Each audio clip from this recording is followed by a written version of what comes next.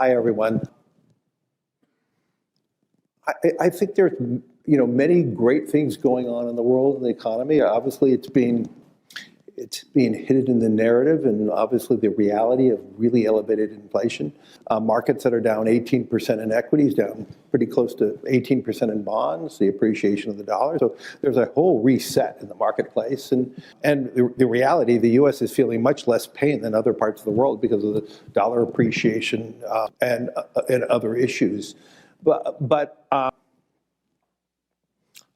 actually believe inflation will be abating very rapidly. Will evade rapidly. Yeah, I mean, is it going to go back down to 2%, which is their objective? That's going to be hard.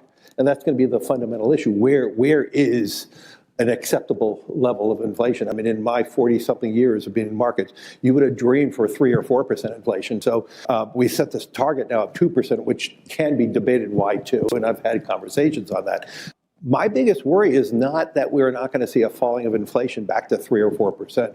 My biggest worry is the world is losing hope.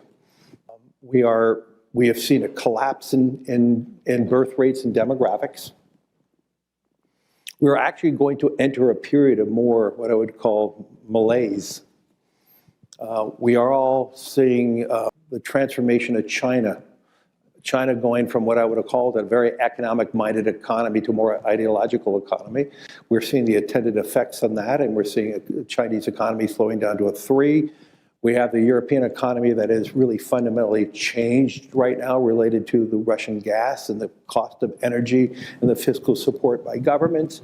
And so I believe after we get out of this real spike in inflation, we're going to be waking up to a world that's going to be a 2-ish, 3% world with maybe 3 or 4% inflation. And I think that's going to be the fundamental issue that we're going to be facing.